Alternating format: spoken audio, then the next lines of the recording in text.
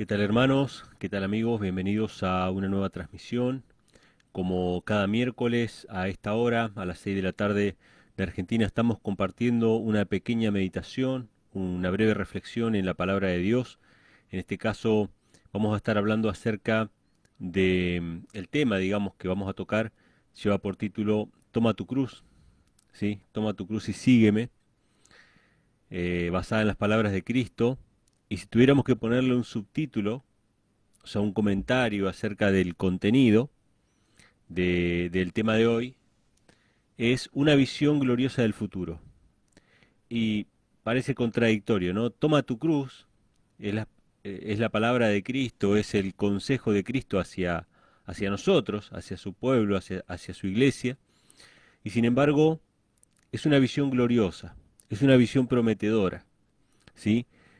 Vamos a retomar más o menos donde dejamos en el Evangelio de Marcos, en el capítulo 8, y, y voy a pasar por alto algunos temas que ya hemos tocado, ¿sí? Antes de comenzar con los versículos, con los textos, vamos a saludar a nuestros amigos que se están conectando, bueno, que están dejando sus comentarios, sus saludos. Saludo para hermana Ana Ruth, Dios te bendiga hermana. Saludos a tu familia, a tu papá también, que estuve viendo ahí sus alabanzas esta semana, así que una bendición para toda la familia. Javiera Toledo, Dios te bendiga hermana. Gracias por estar ahí del otro lado, desde Chile, nos acompaña. Bueno, Ana Ruth nos acompaña desde México, Luis Villar desde Chile, Dios te bendiga hermano. Un gran abrazo para vos, para tu familia. Esther Ayala desde Buenos Aires pide oración, así que bueno, orando por vos, por tu familia Esther, Dios te bendiga mucho. CR Camargo, saludos también hermano, gracias por estar allí del otro lado. Algunos que por ahí no recuerdo todos de dónde son, pero bueno, un gran abrazo para todos y gracias por estar ahí, siempre acompañando, siempre compartiendo en cada momento, en cada reflexión. Y el tema de hoy, decíamos, ¿no? Lleva por título Toma tu cruz. Sin embargo, aunque parece un título negativo, aunque parece un título pesimista, Toma tu cruz, no parece una frase muy motivadora, sin embargo es un mensaje que nos habla acerca del glorioso futuro de los redimidos, ¿sí? Es un mensaje alentador. Y esto está en el Evangelio de Marcos, vamos a leerlo, en el Evangelio de Marcos capítulo 8, versículos 34 en adelante. El contexto es cuando, bueno, cuando Pedro, ya lo hemos hablado a esto, así que no lo vamos a leer de nuevo, pero Pedro en un momento trata de convencer a Cristo de que no vaya a Jerusalén a morir, ¿sí? De ninguna manera te pase algo así, ¿no? Entonces Jesús le dice, apártate de mí, Satanás, que me eres tropiezo. Lo estuvimos hablando, ¿no? Cuando estudiamos acerca de Pedro, ¿no? Y en ese contexto, en el cual Jesús les está hablando acerca de las persecuciones futuras, tema del cual también hemos hablado en este espacio, persecuciones futuras y angustias presentes, eh, Jesús ahora llama a toda la multitud, a toda la gente, a todos sus discípulos, nos llama a nosotros también, y conforme a esta experiencia que tuvo con Pedro, nos va a decir algo a nosotros, nos va a aclarar cómo es la cuestión. O sea, a todos nos gusta estar al lado del Mesías cuando Él hace los milagros, cuando, cuando manifiesta su poder, cuando multiplica los panes y los peces, cuando garantiza que no nos va a faltar nada. Pero cuando los problemas empiezan a aflorar, cuando empiezan a haber persecuciones, cuando empieza a haber hostilidad, ahí ya no es tan fácil. Ahí ya queremos convencer a Cristo de que sea más políticamente correcto, ¿no? Que trate de ganar aliados, que trate de no ofender a los fariseos, que trate de congeniar con los celotes, que trate de garantizar que el reino que va a establecer Cristo en la tierra sea estable, ¿no? Ellos confían en las cuestiones materiales, en las cuestiones o las manifestaciones de poder que hizo Cristo, ¿no? Al garantizar la comida, al garantizar la salud, al resucitar muertos, y todo eso pareciera eh, esfumarse ante las amenazas de la muerte. Después de ver el poder de Cristo, después de comprender quién es la persona de Cristo, de hecho hacía unos momentos que Pedro lo había confesado como el Hijo del Dios viviente. O sea, el Espíritu le reveló a Pedro que Jesús era el Hijo de Dios. Por lo tanto, sabían cuál era su naturaleza. Sin embargo, aún así, la amenaza de la muerte podía llegar a hacerles tambalear. Y eso pasa con nosotros también, ¿no? La amenaza constante de la muerte nos hace tambalear, nos hace olvidar la experiencia nuestra pasada, nos hace olvidar que Dios estuvo con nosotros en cuántas ocasiones. O sea, eh, pareciera que Satanás con el tema de la muerte tiene poder sobre nosotros. Así que Cristo nos llama a todos, a los apóstoles, a la iglesia en general, a los discípulos, y nos va a aclarar un poco cómo es la situación. Y el pasaje en cuestión está en el verso 34, que dice: llamando a la multitud y a sus discípulos les dijo: si alguno quiere venir en pos de mí, niéguese a sí mismo y tome su cruz y sígame. Jesús los llamó a todos y les dijo: el que quiera seguir en pos de mí, tome su cruz y sígame. O sea, les está diciendo, en otras palabras, que tienen que estar dispuestos a morir, que tienen que estar dispuestos a entregar su vida, a desprenderse de las cuestiones materiales. Pero, pero lo interesante de esto es que, bueno, los discípulos difícilmente podían llegar a creer o a aceptar de que su maestro iba a morir, ¿no? Mucho menos ellos iban a aceptar de que su maestro iba a morir de la peor forma en que podía morir. O sea, la peor forma en que podía morir era la muerte de cruz, era una muerte humillante. Entonces, cuando Jesús les dice, eh, tome su cruz y sígame, el que quiera seguir en pos de mí,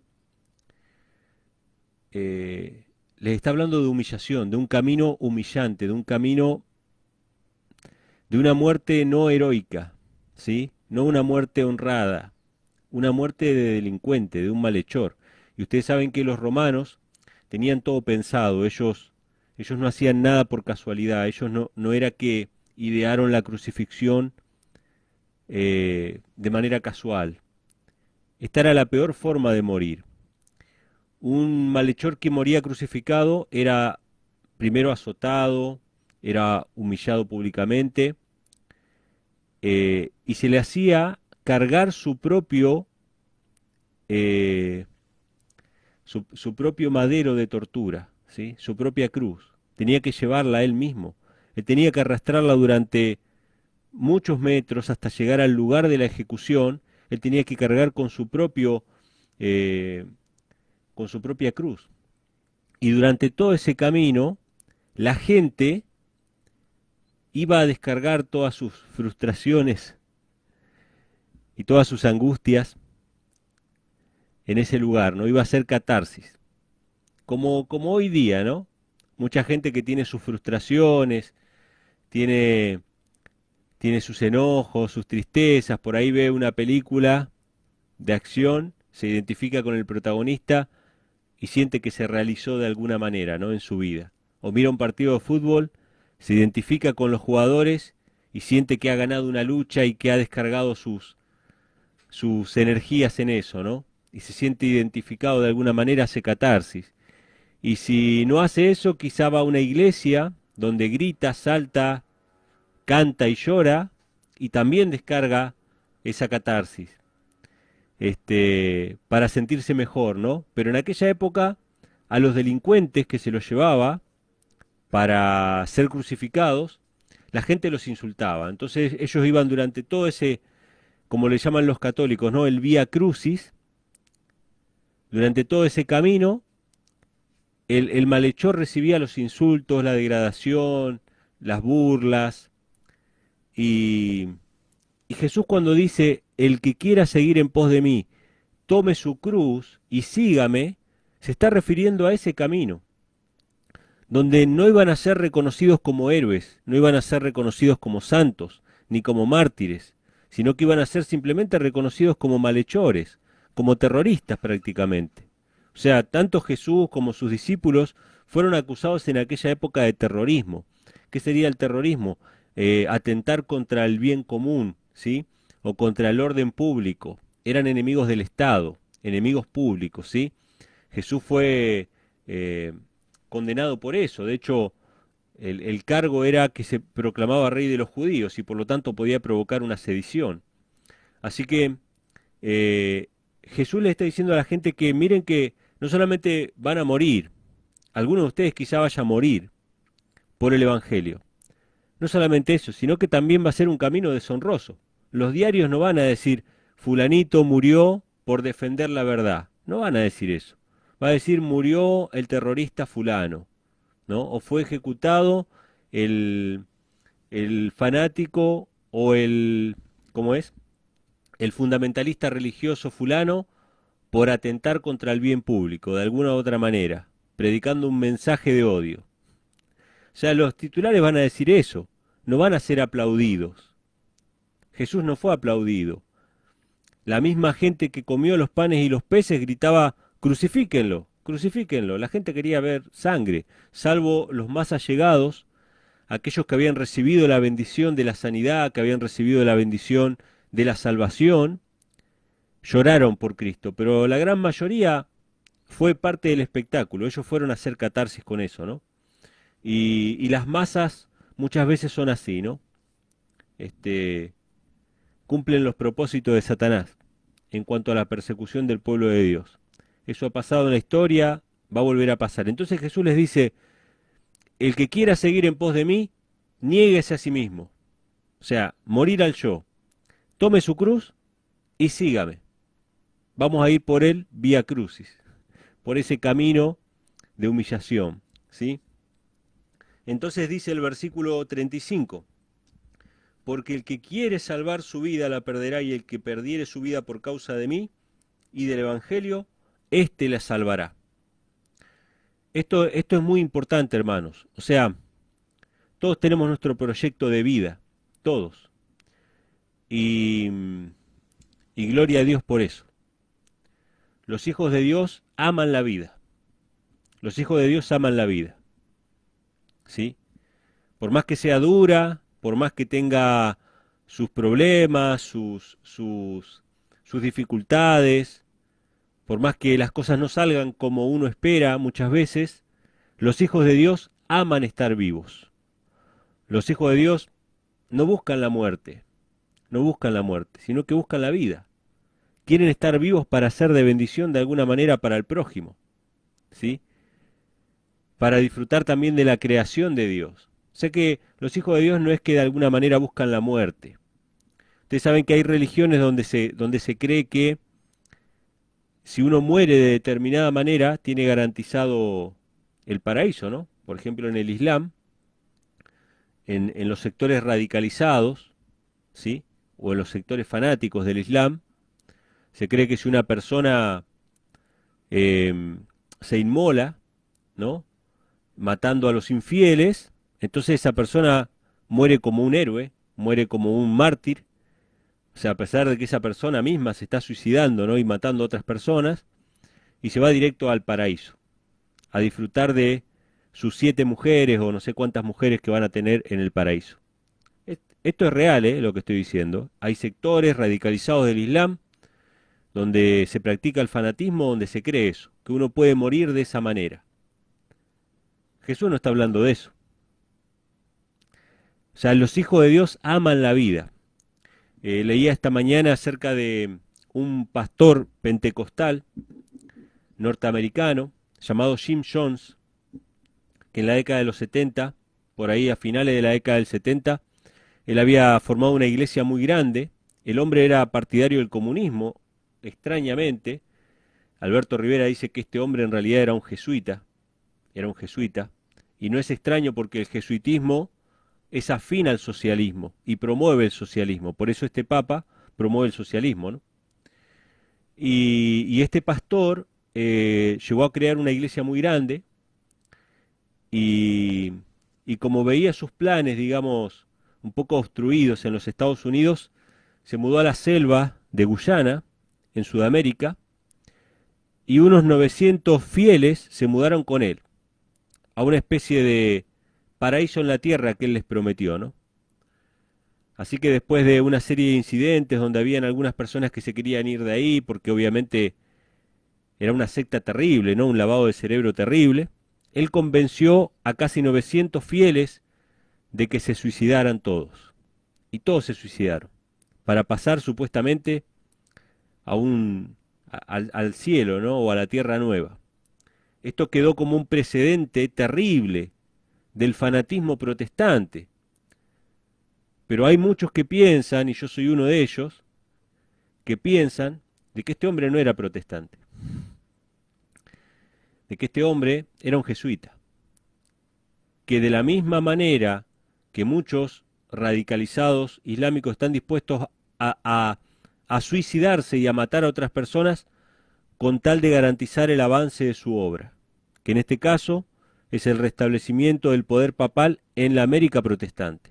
Por lo tanto, todo lo que deje mal parado al protestantismo, o todo lo que deje, perdón, una imagen de fanatismo en el protestantismo, es bien recibido, ¿no? Para el avance de la obra de Roma en Estados Unidos. Jesús no está hablando de eso, cuando dice el que esté dispuesto a perder su vida por causa de mí, la hallará. No está hablando de eso. Los cristianos no buscan la muerte, ni de otros, ni de sí mismos. Los cristianos aman la vida, luchan por la vida. Ayudan a otras personas a que luchen por sus vidas también, y que no bajen los brazos a esa invitación del enemigo de decir, bueno, ¿para qué seguir viviendo? No.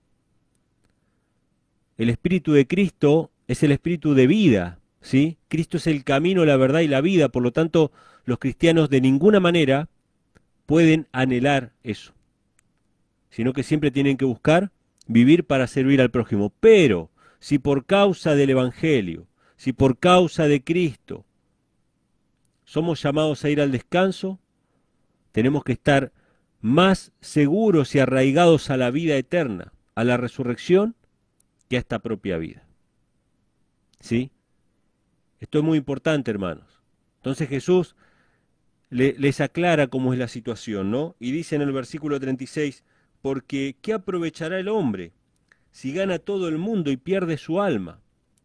¿De qué nos sirve garantizarnos nuestro bienestar económico, social, político, lo que fuera?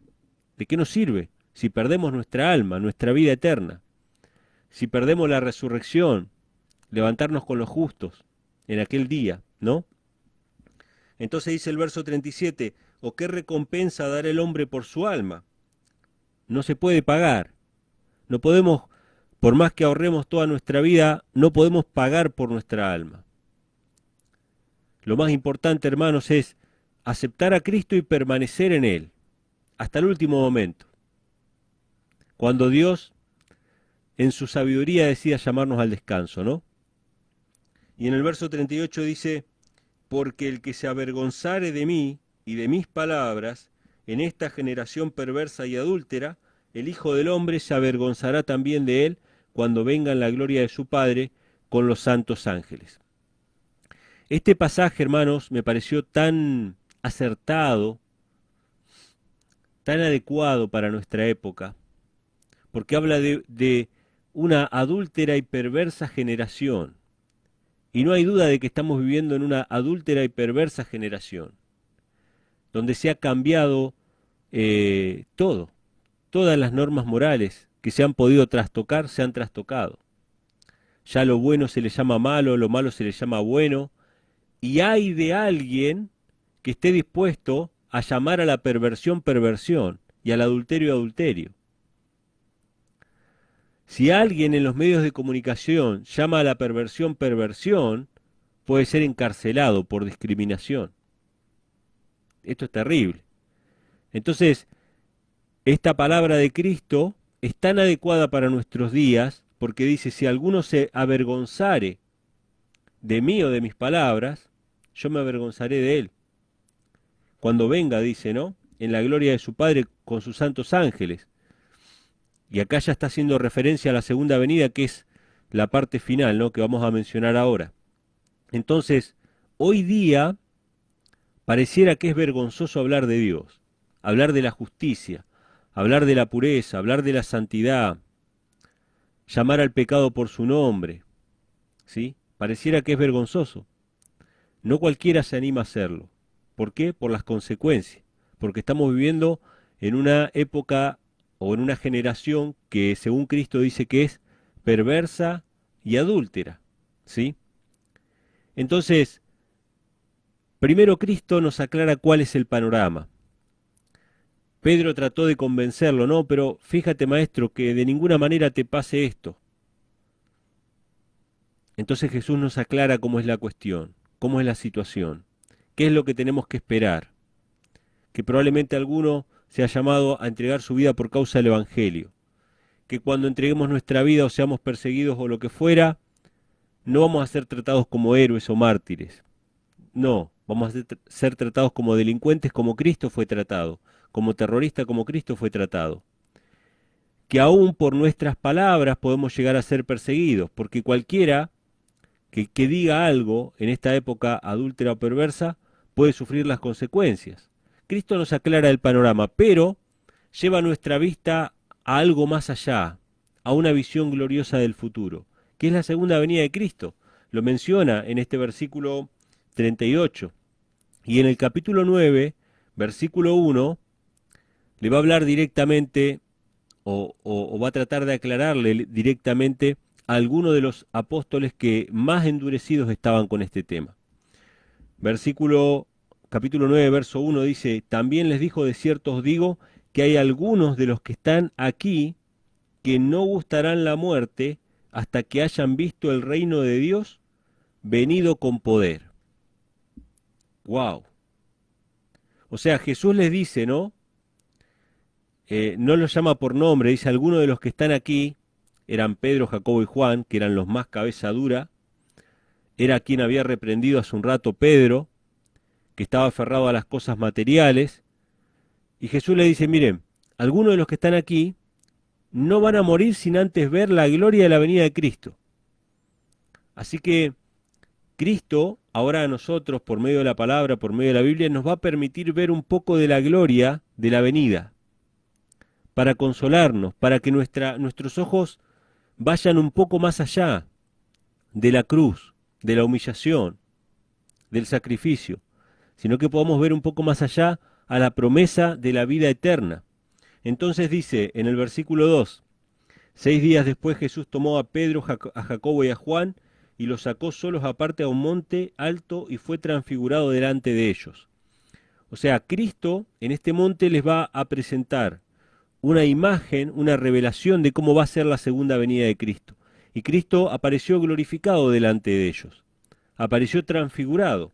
Pero no solamente Cristo glorificado, dice en el versículo 3, sus vestiduras se volvieron resplandecientes, tan blancas como la nieve, tanto que ningún lavador en la tierra los puede hacer tan blancas. Y le apareció Elías con Moisés que hablaban con Jesús. ¡Wow! No solamente Cristo estaba glorificado ahora, sino que también aparecieron dos personajes, dos personas que acompañaron a Cristo en esta visión. Aparecieron Moisés y Elías. ¿Y por qué aparecieron Moisés y Elías? ¿Sí? Esto es importante, porque en la segunda venida de Cristo, cuando Cristo venga por segunda vez en las nubes de los cielos, va a venir a buscar a su pueblo. Y algunos de su pueblo van a estar vivos cuando Cristo venga. Y otros, la gran mayoría, van a estar muertos. Y Cristo los va a resucitar de entre los muertos. Esto lo podemos leer, por ejemplo, en 1 Corintios, capítulo 15, versículo 51, que dice, no todos dormiremos, pero todos seremos transformados. Cuando Cristo venga, no todos vamos a estar muertos. Capaz que a mí me toca estar vivo cuando Cristo venga. Quizá alguno de ustedes esté vivo cuando Cristo venga. Ya sea que estemos vivos o que vayamos al descanso antes de la segunda venida de Cristo, todos seremos transformados, los que estén vivos y los que estén muertos.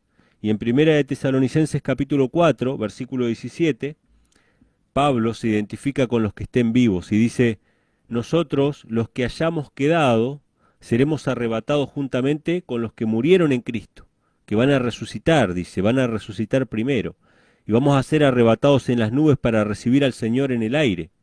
Así que van a haber dos tipos de personas que Cristo va a venir a buscar en su segunda venida. Unos son los que murieron en Cristo, que van a resucitar ese día, y otros son los que estén vivos cuando Cristo venga, que van a estar en Cristo también, ¿sí? Y a todos ellos se los va a llevar, les va a dar un cuerpo nuevo, un cuerpo glorificado, y ellos van a recibir la vida eterna, ¿sí? Entonces, ¿qué representan Moisés y Elías?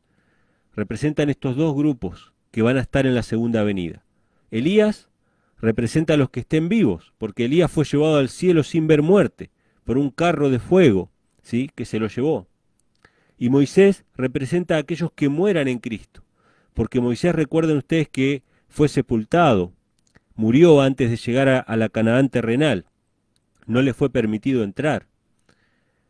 Pero el libro de Judas nos dice que Miguel, Cristo, disputó contra Satanás por el cuerpo de Moisés. ¿Por qué disputó Miguel por el cuerpo de Moisés? Porque Satanás decía, no, este cuerpo es mío, no puede salir de esta tumba, me pertenece. Pero Cristo le dijo que Jehová te reprenda, ¿sí? Entonces, Moisés resucitó de entre los muertos. ¿Cómo sabemos que resucitó? Porque se le apareció acá, a Cristo. No era un holograma, no era una figura simplemente. Realmente se le aparecieron Moisés y Elías. Así que acá Cristo les está mostrando una visión de la segunda venida de Cristo, de la resurrección de los justos, de los que estén vivos cuando Cristo venga, y de la vida eterna. De que ahí están esos hombres de Dios, ¿no? Moisés y Elías, después de que pasaron cientos de años, y ahí están vivos, están vivos. Algunos murieron, pero ahora están vivos. Otros no murieron y ahí están vivos. Entonces, ¿por qué nos preocupa tanto la muerte? Si ese es un problema resuelto. Cristo lo demostró en su vida, su muerte y su resurrección.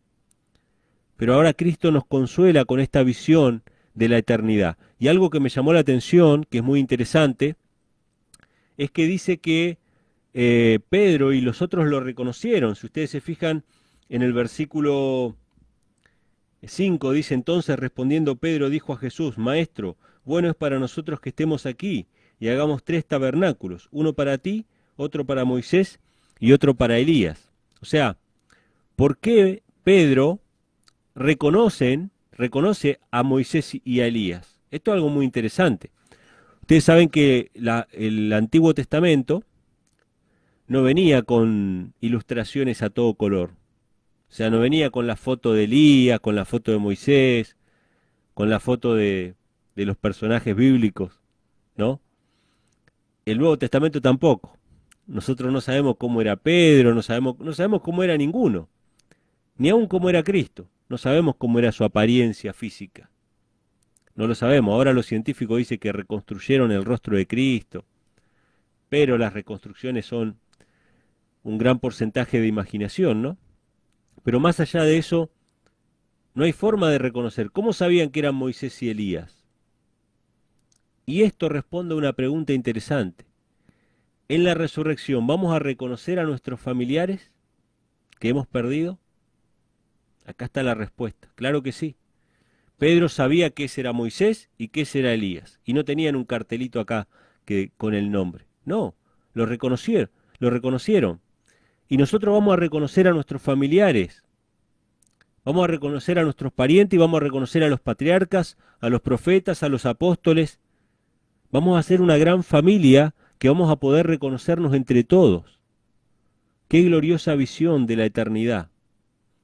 Después de Cristo hablarles de la cruz, del camino difícil, de la humillación, de la negación propia, del abandono de las cosas del mundo, ahora Cristo les muestra la gloria de la vida eterna, reflejado en Moisés y en Elías. Y otra cosa interesante que desprende este pasaje es que Pedro les dice que les va a hacer 3 cabañas o 3 chozas o 3 enramadas o 3 tabernáculos, como querramos llamarlos, según la versión que tengamos. ¿Y por qué dice que les iba a hacer enramadas o chozas? Porque era la fiesta de las enramadas. porque era la fiesta de los tabernáculos. O sea que la fiesta de los tabernáculos está relacionada con la segunda venida de Cristo. ¿Por qué está relacionada? Porque fue en este momento en que se dio la visión de la venida. En el contexto de la fiesta, e incluso la primera venida de Cristo está relacionada con los tabernáculos, porque Cristo nació en una choza, en un tabernáculo, en una enramada. Lo que era un establo para animales no era ni más ni menos que, como le dicen los judíos, una suca, ¿sí? Una choza. Cristo nació ahí, en las cabañas, ¿sí? O cercano a la fiesta de las cabañas. No se sabe la fecha exacta en que Cristo nació, pero aproximadamente nació cerca de la fiesta de las cabañas. Y ahora Cristo hace esta visión de la segunda venida respecto a la fiesta de las cabañas. Y la sierva del Señor, en un libro titulado, lo tengo justo acá, Patriarcas y Profetas, la sierva del Señor dice que la fiesta de las cabañas no solamente representa la salida de Egipto, sino que también representa la recolección futura, el día en que Cristo mismo va a recolectar al trigo para juntarlo en un granero y a la cizaña para quemarla en el fuego. O sea, el día de la segunda venida de Cristo está prefigurado sin duda por la fiesta de las cabañas. O sea que fíjense que cada palabra no está por casualidad en la Biblia. Esto que dice Pedro no es porque quería hacer unas chozas para que vivan ahí o algo por el estilo. Quería hacer unas chozas para celebrar la fiesta de las cabañas. ¿Sí? Pero bueno, ahí hasta acá termina, hermanos, la visión y vamos a ver lo que dice al final. Dice en el versículo 6, dice, porque no sabía lo que hablaba, pues estaban aterrados, y vino una nube que les cubrió de sombra, y desde la nube una voz que decía, este es mi Hijo amado, a él oíd. Y luego mirando alrededor no vieron más a nadie consigo, sino a Jesús solo. O sea, terminó la visión, se acabó esa miniatura de la segunda venida de Cristo. Y esto solamente le fue mostrado a 3 personas, a Pedro, a Jacobo y a Juan. Descendiendo ellos del monte les mandó, o sea, Jesús les mandó que a nadie dijesen lo que habían visto, sino hasta que el Hijo del Hombre hubiese resucitado de los muertos. O sea, Cristo ya les había dicho que iba a morir, ellos no querían aceptar esta cuestión. Pedro trató de reconvenir a Cristo para que no entregasen su vida. Jesús lo reprendió, les habló acerca de tomar la cruz y seguirle, que probablemente algunos tuvieran que entregar su vida por causa del Evangelio.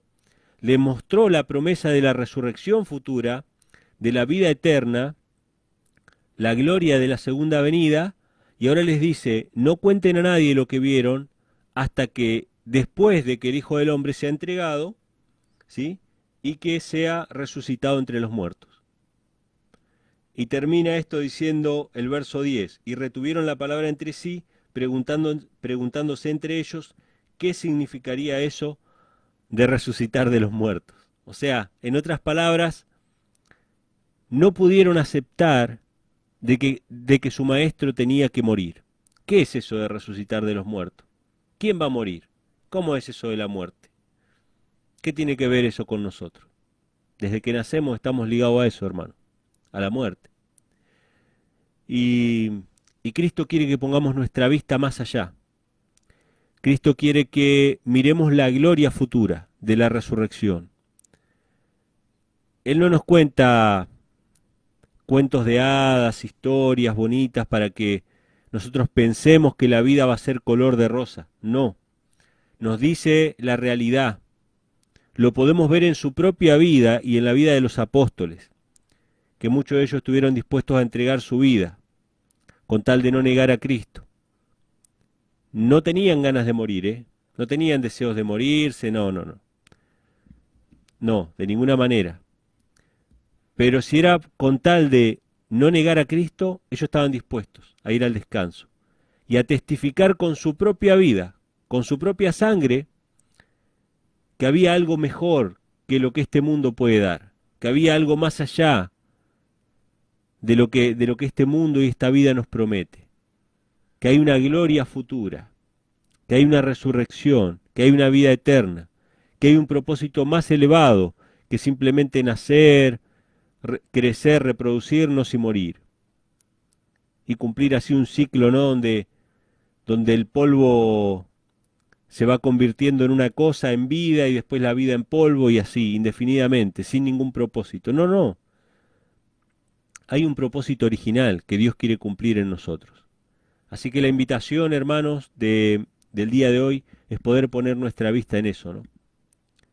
Tomar la cruz, seguirle, estar dispuesto a no caerle bien a todo el mundo, a ser ridiculizados por el mundo, a no ser tomados en serio, a caer como anticuados y probablemente a ser perseguidos por una adúltera y perversa generación, pero con miras al gran día de la resurrección, con miras por la fe al cumplimiento glorioso de esa promesa de la vida eterna en el pueblo de Dios. Así que bueno, hermanos, esto es todo por esta charla, por el día de hoy. Hoy lamentablemente se cortó, pero bueno, vamos a tratar de unir las dos partes y subirlo al canal de YouTube. Así que hasta aquí llegamos el día de hoy. Voy a pasar con los saludos. Luis, hermano, Dios te bendiga, gracias por estar ahí. Estercita, Maritza López, mi esposa, Dios te bendiga. Ana Ruth, Dios te bendiga, hermana. Luis Daniel Ortiz, Maco, desde Puerto Rico, un gran abrazo. Ana María Isla Tarraza, saludos, hermana, desde Chile también. Rafael Mendozi, también de acá de Buenos Aires, creo que es, si no me equivoco, de Buenos Aires. Así que bueno, un gran abrazo para todos, hermanos, y gracias por haber estado ahí del otro lado y a pesar del corte, seguir ahí conectados. Un abrazo para todos y que Dios les bendiga.